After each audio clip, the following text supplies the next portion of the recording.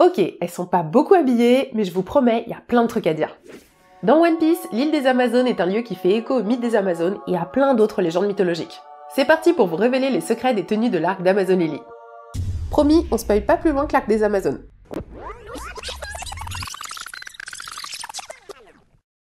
Amazon Lily, c'est une île dans One Piece où toutes les habitantes sont des membres de la tribu Kuja, et ce sont toutes exclusivement des meufs.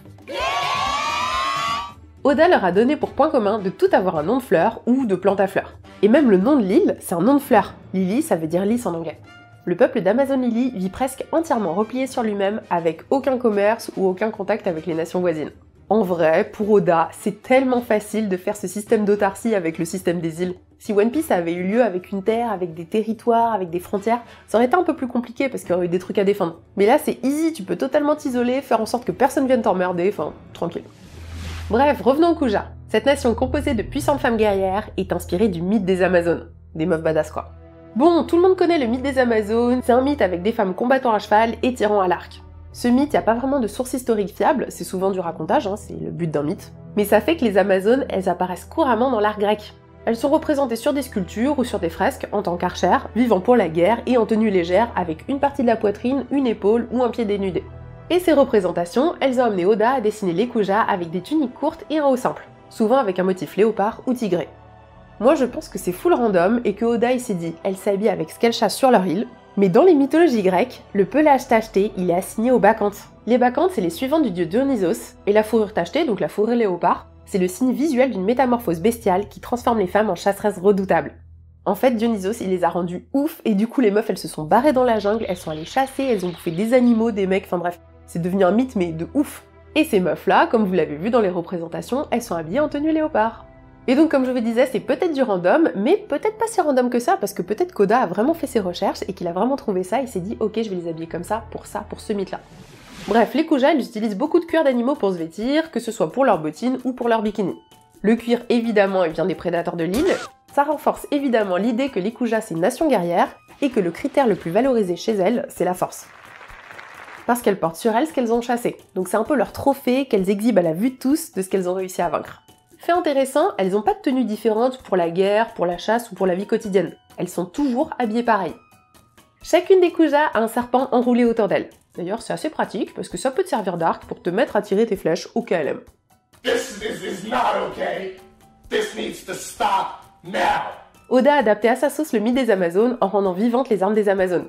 Et ce serpent arc apprivoisé, elles les ont même habillés avec des petits chapeaux et des foulards.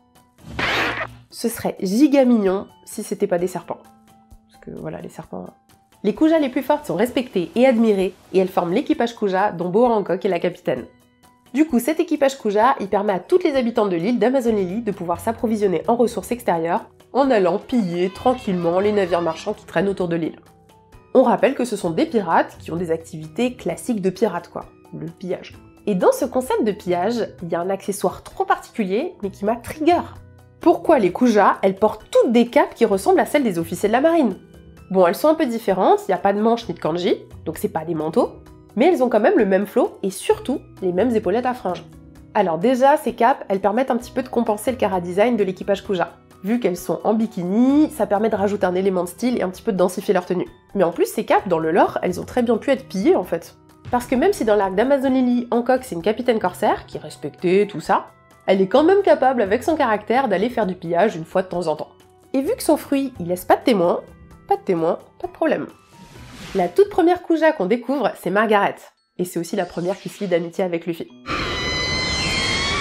Elle est ultra fan de l'équipage Kuja, mais elle en fait pas partie. À la base, Oda l'avait imaginé totalement différemment. Elle était censée avoir mangé un fruit du démon de type Zoan, un modèle du Neko Neko no Mi qui permettait de se transformer en chat noir. Trop une vibe à la Catwoman, on est d'accord. Oda a préféré en faire une jeune Kuja innocente pour accentuer la rage de Luffy quand elle se fait pétrifier pour s'être liée d'amitié avec lui. L'impératrice Boa Hancock, princesse serpent d'Amazon Lily, capitaine de l'équipage Kuja et aussi seule femme des capitaines corsaires. Wow. Please, j'ai l'impression d'avoir listé les titres de Daenerys. Comme pour toutes les autres Kuja, Hancock est aussi nommée d'après une fleur, et pour elle c'est la Symphorie Carpos Chenolti Hancock. Mais son nom vient aussi de Thomas Hancock, le fondateur de l'industrie du caoutchouc en Angleterre. Alors c'est pas évident au premier abord, mais quand on le sait on se dit « Ouah, évidemment !» C'est parce que c'est lié à Luffy qui est le fruit du caoutchouc. Hancock est inspiré de plusieurs personnages historiques, comme par exemple Cléopâtre, dernière reine d'Égypte, qui refusait catégoriquement l'influence de Rome sur son royaume, tout comme Hancock qui refuse l'influence de la marine et du gouvernement sur son propre royaume. Mais Cléopâtre était aussi décrite comme une grande beauté, impulsive, avec un caractère bien trempé, séductrice, bref, Hancock quoi. Dernier détail qui les rapproche, Cléopâtre se serait donné la mort en se laissant mordre par un serpent venimeux, ce qui alimente encore plus le rapport entre Cléopâtre et les Amazones d'Amazon Lily. Et Hancock, elle porte même des boucles d'oreilles en forme de serpent. Plus pour l'histoire, Hancock est similaire à Pentésilée. Ce sont deux impératrices de guerre amazone, toutes les deux étaient esclaves quand elles étaient jeunes, et elles se sont toutes les deux échappées avec leurs deux sœurs. Oda s'est inspiré de son histoire quoi. Dernière source d'inspiration, la plus évidente, c'est le mythe des Gorgones. Parce que Hancock gouverne l'île des Amazones avec ses deux sœurs Marigold et Sandersonia. Le mythe de la Gorgone, c'est trois sœurs qui sont des créatures fantastiques et qui ont le pouvoir de pétrifier les personnes qui croisent leur regard. Avant cette vidéo, j'ai toujours cru qu'il n'y en avait qu'une seule, Méduse, celle avec la tignasse de serpent là, mais en fait elles sont trois. D'ailleurs, il n'y a que Méduse qui est mortelle. La meuf, elle est mortelle, et en plus elle a une tignasse de serpent, et ses deux sœurs, elles sont trop stylées, en plus immortelles. Elle s'est fait douiller, non?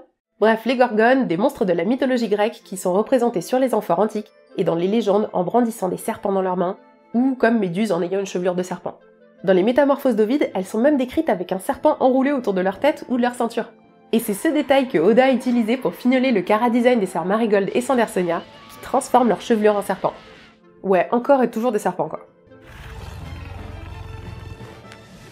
Hancock, elle a mangé le fruit du Mero Mero Nomi, le fruit de la passion.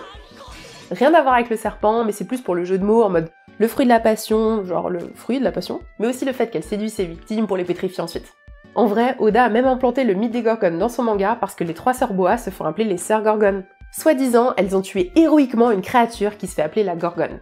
Du coup, les trois bougresses, elles jouent de ce mythe pour cacher leur dos et leurs tatouages, et masquer leur passé d'esclaves surtout. Mais c'est quand même dangereux parce que Marigold et Sandersonia, elles portent juste un bikini et une cape par-dessus. Mais un petit coup de vent, et wouh, on voit le tatou. Le mythe des Gorgones, il se poursuit jusque dans le design du Jolly Roger de l'équipage Kuja, qui montre un crâne avec une chevelure de serpent. Et cet emblème, on le retrouve un peu partout, par exemple sur le haut de la tenue de Marigold, ou sur les jambes de Sandersonia. Évidemment, il est aussi sur toutes les tenues d'Hancock. En même temps, les autres, elles ont des bikinis. T'as l'impression que la meuf, elle a un privilège, quoi. Tes mâts, ses manches, on dirait des plumes de paon.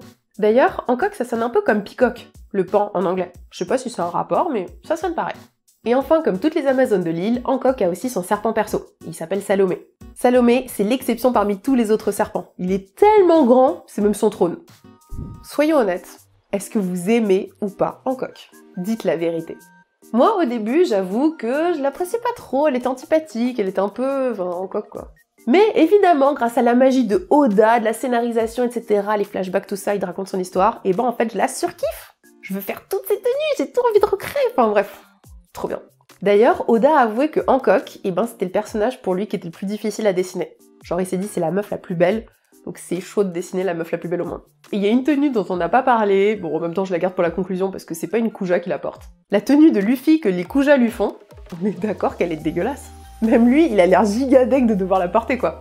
Bref, on n'en parle pas, abonne-toi, mets la cloche, commente, tout ça, merci.